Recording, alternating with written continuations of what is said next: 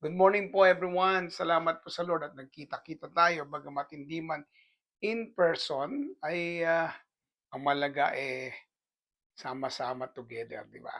Yan. Ang Diyos ang nag-aakda at nagtatakda ng panahon kung ano ang dapat nating gawin. So, pagbati kay Pastora Loida Duenas Lontok, kay Brother Boggs. Ayan, thank you very much for watching. Rafi Castillo Magtibay. God bless you po. At Evelyn or Ate Belen Bilyaba Rabi. At Georgette Evangelista Salvador. God bless you. Yan, napakabuti ng Diyos sa atin. May ginagawa siya, nararanasan natin, na nakakaranas tayo ng magagandang kilos at pagsama ng Diyos sa ating mga buhay. Mary Ann Magalong, more blessing po. Purihin po ang Diyos sa kanyang kabutihan, sa kanyang kapangyarihan. Ayan, At napakabuti po ng Diyos. Alam ko hindi tayo pinababayaan, hindi niya tayo iniiwanan. God is good. Grabe nito, no? Thank you, Rafi, for sharing. Marilu Abril, Jenny Garandang, God bless you. Mary Ann Magalong, Red Mercy, Encarnacion, Sister Baby or Babes Rosel, Danny Abad, Badetsky Arcangel, God bless you. Yan, good morning sa inyong lahat. Natutuwa naman ako nandiyan kay Maring Erna Saludes, more blessing. Grabe, grabe. Ang ganda, ang ganda. At Norma Villar, yan, bumati nga muna tayo. Busin muna natin itong, gamitin natin itong sandaling ito na tayo bumati sa marami nating kasamahan at napakabuti ng Diyos. Jose Rodique, at Wilmina Villarreal, Tita Inday, Mar Blessing. Good morning, Rev Mercy. Good morning. Itong anointed woman of God from Sariaya. Yan, si Rev, grabe yan. Tuding Brocal, at maraming ginagawa ang Diyos sa ating lahat. Maraming nangyayaring maganda. Hindi niya tayo iniwanan, tayo pinabayaan. At ating pong pag-uusapan ngayong umaga, araw ng Martes, sa amin po'y Lunes pa lang. Nalilit ang Canada, no? Pati Amerika, lahat yan. Nauna ang Pilipinas. Yan. Don't be like them. Huwag tayong maging katulad nila. Yan ang sabi, Virginia Rivas Rosales, Pastora Connie Catoy, God bless you, Pastora. At Virgie Rivas Rosales, ayan, napakabuti ng Diyos. Ang dami nating mga kasama. Virginia Rivas Rosales, ang dami nating kasama ngayon. Ang daming mga kapatiran na nagdadatingan at nakikinig o nanonood ng ating gawain. Devotional journey. Yan, journey talaga ito. Ang dami natin nalalaman mula sa Lord. Jenny Maula, Ate Jenny, ang ating anointed cook. Napakasarap at anointed magluto niyan, si Sister Jenny. A call to a holy living. Ito po yung pagkakatawag sa isang banal na buhay. At bago ko po ituloy, Pastora Leia Panganiban Alad. Sabi ng verse 9, Deuteronomy 18 verse 9. When you enter the land the Lord your God is giving you, be careful. Sabi niya, mag-ingat ka. Be very careful not to imitate the detestable customs of the nations living there. Pagka dinala ka na ng Lord doon, minsan kasi di ba nililipat ka ng lugar. Madalas dyan yung mga nasa ibang bansa. Yan. Sabi niya, huwag niyong gayahin ang costume nila. Paano yan? May sariling costume ang Canada. Pero pagka unbiblical na po, sabihin malayo na po against the word of God, huwag na po natin gayahin. Ayan. Janus, pagpalain ka ng Diyos. Margie Maranang, Rev Resi Langkap, Mayet Oliveros, Rachel Mascarinya Oliva, at Julita Tuliao. God bless you po sa inyong lahat. So, may mga lugar na binibigay ang Diyos sa atin. Kunyari, katulad ako. At hindi naman kunyari, nasa Canada po ako. Ang gusto ng Panginoon ay wag akong mabuhay na imitate ko yung mga detestable. specifically detestable. Ibig sabihin, ito po yung hindi kinalulugdan ng Diyos na customs ng bayan na yon, no? Living there. Ayan, may alam akong pastor, umalis sa kanilang church kasi nalaman niya na may mga errors, biblical errors na ginagawa yung kanyang church na pinupuntahan. Umalis siya. No? Saluduan natin yung mga ganyan, matitibay sila. Mas gusto nilang magpatuloy sa Lord ng tama. So, ito po yung talagang bininiwan ng Panginoon sa atin at binigay niya maging sa atin sa ating panahon ngayon. Okay, ating pong batiin si Daisy Liwag at G. Hanner at Ronald Cabio. Oy, God bless you sa inyo ha. At kumusta kayo kahapon? At saka um, si Meds, ayan, Lorena Rhea. Pasensya na nako, hindi kami makaka-stay ng linggo diyan sa March, pero pwede natin makasama yung mga tao ng Biyernes, maganda 'yon, ano. Esper Cabangon Matris at Jazz Talks, God bless you. Tayo po'y manalangin. God, we thank you so much sa iyong words. At kami po iyong samahan. Kami po ay makaranas ng iyong kapangyarihan. Salamat po Diyos, napakabuti mong Diyos. Napakasarap mong malin, napakasarap na sa iyong magpasakop. Salamat po Ama sa pangalan ng Jesus. Amen and amen. Ayan, huwag maging katulad nila, sabi doon. Instead, itong gusto ng Lord, ang dapat mong gawin, ayan, thank you Josiah, Reducate, sinishare niya. Sabi niya, verse 13, but you must be blameless before the Lord your God.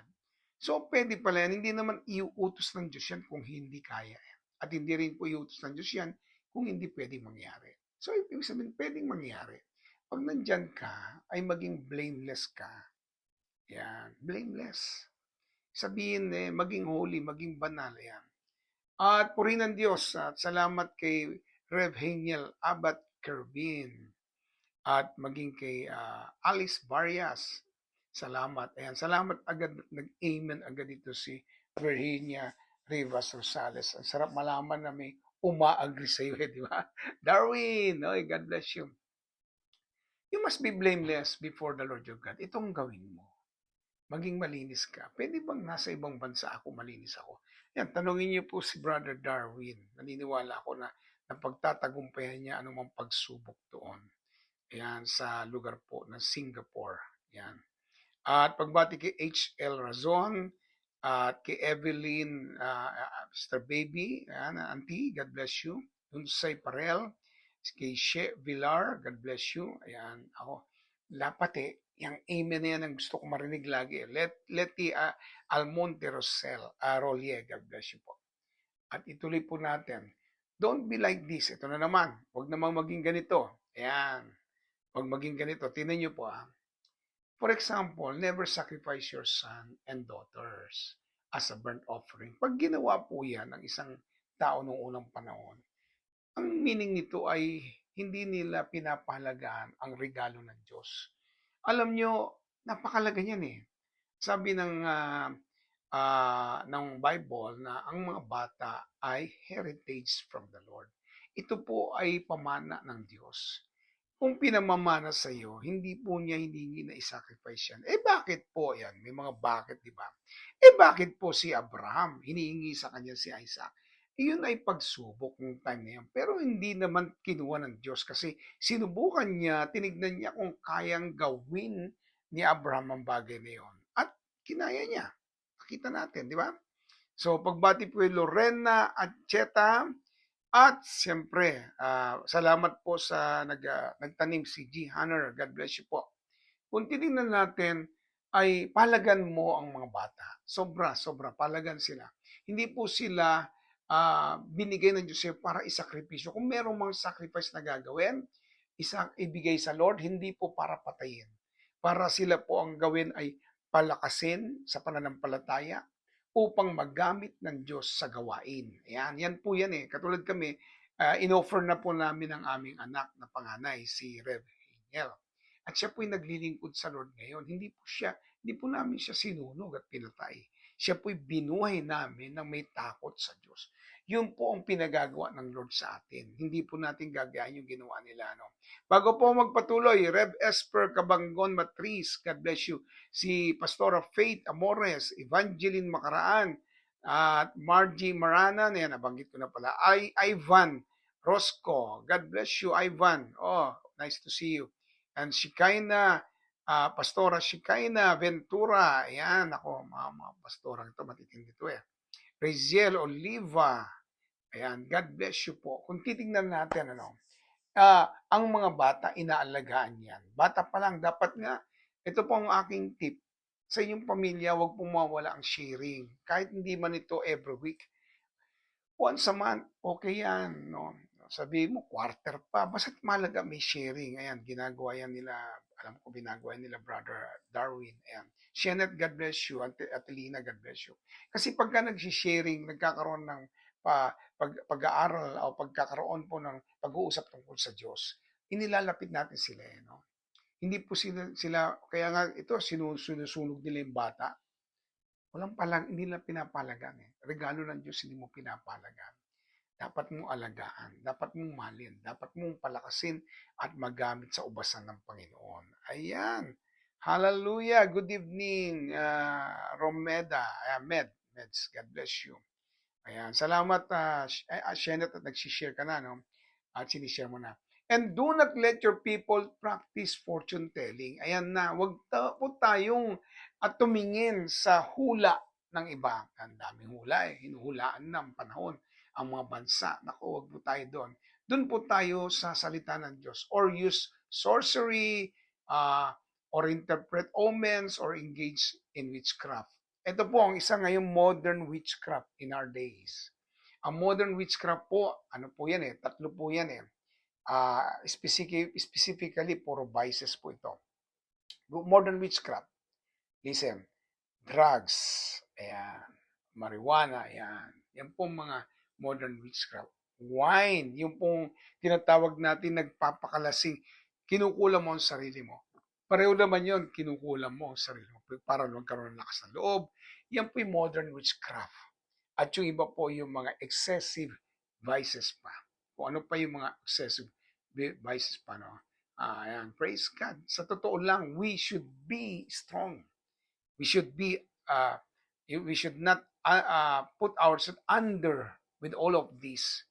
Mamalin ko ang aking mga anak. Hindi ako sasali sa pinapractice ng mga tao dito sa mundo. Makikinig ako sa salita ng Diyos, mabubuhay ako na may pananampalataya, magtitiwala ako sa gagawin ng Panginoon, may gagawin siyang matindi. Yan, Pastora Pebs Mendones, more blesses you. Curix, God bless you. At Marisdel Cabral, at Marilu Balmes Dinglasan, at si Nicolas Nontok Pastora, God bless you, at Sister Flor. Yan, ang dami na natin, no? Okay, nagdadatingan sila lahat. So in other words, ito po ang ginagalaw ng mundo. Hindi man natin nakikita ang merong bilog na ano ba tawag sa ganon, yung bolang kristal. Hindi man natin nakikita ang merong walis tingting na lumilipad. Pero ginagawa po ng mga tao yan sa panahon natin ngayon sa ibang paraan, sa iba't ibang paraan, which is not good for all of us. Huwag po tayong umayon sa bagay nito. Huwag tayong makinig sa bagay nito. At kahit na kailan, huwag kayong magpapahula kahit kanino. Magpa-prophesy po, pwede po ba? Walang problema, magpa-prophesy ang isang pastor o isang lingkod ng Diyos sa inyo, it's okay. Pero po, yung lalapit kayo talaga, literally, sa mga manghula, nako, wag po. Yung ini-interpret nyo yung mga nangyayari sa labas o kung ano man, hindi po. No? Eliza, Eric Ramos, more blessing po sa inyo. Ayan, ituloy po natin ha, tuloy po natin. Ito ang sabi niya, or cast spells. Ayan, isa pa yan. Lalo na yung mga naglilingkod sa Diyos. Huwag po tayong magbigkas ng negatibo sa ibang tao. Huwag po tayong magbibigkas. O tayo mismo mga Kristiyano, wag. Do not cast anything wrong to other people or functions as medium or psychics. Nako, ito, isa pa ito. No? Huwag po tayo maging mediums. Huwag tayo maging psychics or call forth the spirits of the dead. Okay, ba't ang J1 parang pinatatanggap sa Lord yung mga mga patay na yan. Hindi po yun kasama dito sa call forth the spirits of the dead. Pag sinabi natin call forth the spirits of the dead, ikaw ay nagko-confide sa mga espiritu. Humihingi ka ng payo sa kanila.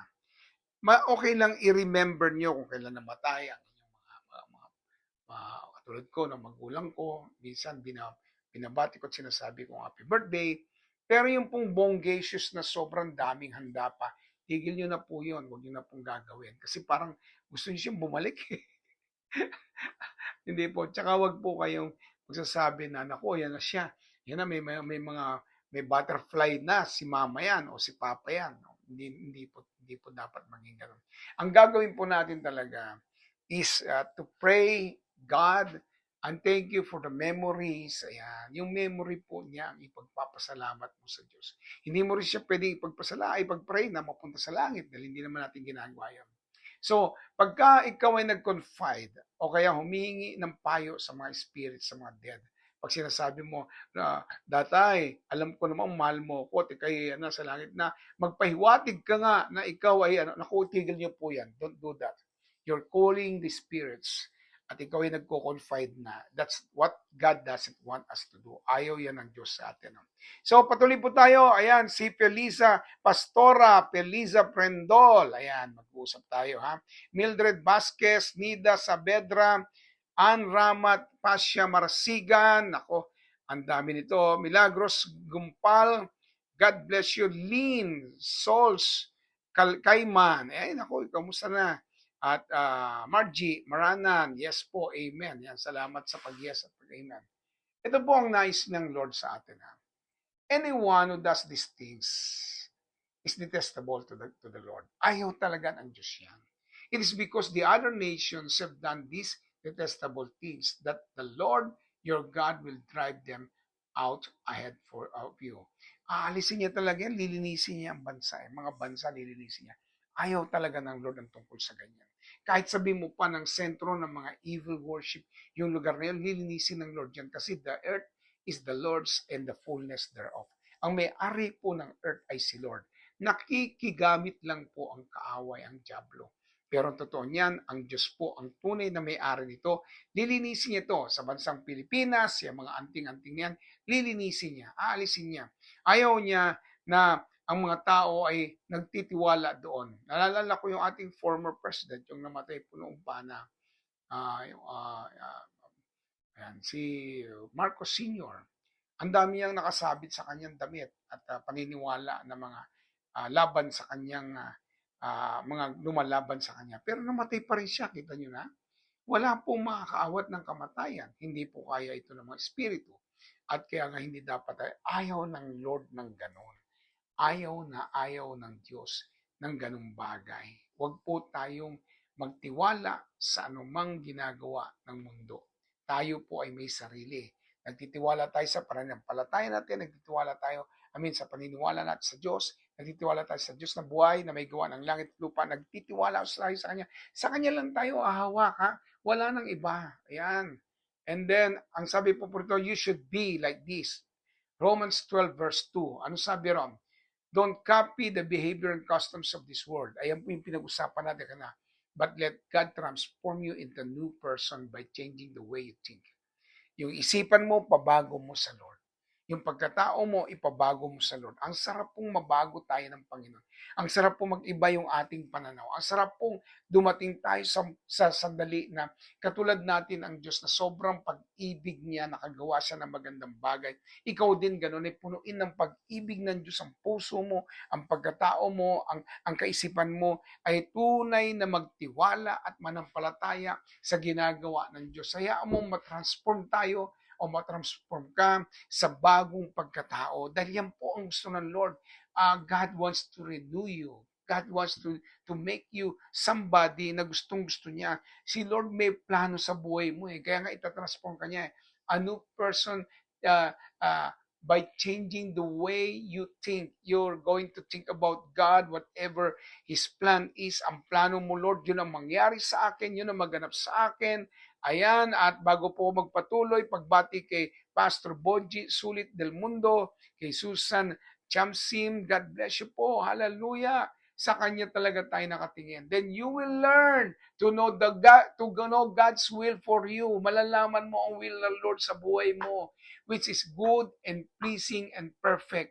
Yung good, pleasing, perfect na gusto ng Diyos sa buhay mo, maiisip mo na ngayon. Kaya Lord, baguhin mo ang isip ko, baguhin mo ang puso ko, baguhin mo ang pagkatao ko. Ang sarap pong mabago tayo ng ating Diyos na buhay. Lalakad tayo na hindi ginagawa ang ginagawa ng mundo. Pagdating sa pera, hindi tayo nagsusugal, hindi tayo gumagawa ng mga bagay na nagtitiwala tayo sa ibang tao, walang ganon. Ikaw ay completely 100% nagtitiwala sa Diyos. Doon ka nakatingin, doon kayo mayakap. Kasi ang ganda ng plano ng ating Panginoon, ang ganda ng nais niyang gawin, ang ganda ng gusto niyang mangyari sa buhay nating lahat. At ang plano niya, grabe. Wala akong masabi, grabe po ang plano ng Diyos. Wala akong masabi at marami siyang gusto pang mangyari sa buhay nating lahat. Hallelujah! Woo! Hallelujah! Jonathan Sorniano, God bless you. Nako, salamat. Ang dami po nag-amen. Sabi ni Shenet, God is the one who holds our future. Sabi ni Erlinda, Pastora Erlinda, panaligan. Amen. Thank you, Lord. Jesus, I love you, Lord. Ayan. Sobrang pagmamahal kay Lord. Amen. Marisa Torres Sandoval. Ayan. Amen. Transform my life, oh God. Ayan. I-transform mo ko, Panginoon. Villar, napa-amen din si Abigail Valle. Ayan, mga nag-amen. Oh, grabe ang pag-amen natin. Yan ang gusto ng Lord. Umaayon tayo sa nais ng Diyos sa ating mga buhay. Medyo kumulo po ang aking hindi ko alam kung bakit. Nakikita ko nga rin. Siguro nakikita nyo rin dyan, hindi po nasira ang inyong cellphone. Dito mismo sa aking iPad ay nagkaganyan. Ayaw ng kaaway at talagang gato. Pero in Jesus' name, nire-rebuke yan. Hindi masisira ang aking iPad in Jesus' name. Ayan. Ano sabi niya? Malalaman mo ang will ni Lord at yun ang gagawin mo. Ayan. Teen, Natividad, more blessings. Susan Chamsin, yan. God bless you. Virginia Rivas Rosales, amen. Nag-take siya, no? At si sort of Faith Amores, yan. Amen din siya. Bigay ko po yung final word, no? You are God's child and act like one. Anak ka ng Diyos. Magpaka-anak ka talaga ng Diyos. Gawin mo ang ginagawa ng isang tunay na anak ng Diyos. Pastora Ami de Castro, amen. Umayon po tayo sa plano ng Diyos kasi God's plans is the best. Yan. Ang plano ng Diyos, the best yan. Agree ako dyan. At tayo po'y manalangin sa oras na ito. Let's pray. God, I thank you so much for your words. I thank you are so faithful. You know everything that is in our heart. You know what to do, Lord. Kung anong plano mo, anong nais mo, yun ang gusto mong mangyari. At marami kang gustong gawin sa buhay natin. God, release your power. God, release your presence. Release your love upon each one of us. God Almighty, may we learn how to walk according to your will, not the accordance of the world, O God. We are not under the custom of the world. Hindi po kami under ng custom ng world. Kami po, may plano kami, gagawin ka matindi. O Diyos, God Almighty, 2026, matindi ang plano mo sa bawat sa amin. Thank you so much, Father God. Thank you for being so good. Thank you for your love. As we give you all the praise, the honor, the praises, all the honor and the glory in Jesus' mighty name. Amen and amen. Ayan po. Naku, pasensya na. Dumilim po yung aking iPad, no? Di ba, naka-insured ba? Ano naman to? Pwede ko naman dali para makita. Now, I still want to thank the people na sumunod po at yan sila Vanessa Tison at salamat po sa paghabol. Yan. Habol no? Nako, salamat po sa inyong mga buhay. Nakakatuwa ang Diyos. Grace Mesa. Yan, God bless you po. Ayan. Yes, Brother Darwin, to God be the glory. Palakas po tayo lagi, ha. Tandaan natin. Ayan. Ayan. Sobrang lamig. Oo nga, malamig ito. Baka nag-moist. Hindi naman. Biglang we will check. Wala nang problema. Salamat, Shenet, sa pagpapaalala. Ayan. Rev Victoria Banawa. Ayan. God bless you po. Salamat po sa Diyos. Tandaan natin na the best is yet to come. May matindi pang gagawin ng Diyos. Tayo po ay sasamahan niya. Hallelujah. Hallelujah. Grabe, no? Tandaan niyo, mahal na mahal ko po ay sa Panginoon. May umabot pa rin si Lorena Rhea. More blessings sa iyo. Amen and amen. God bless po. Praise God.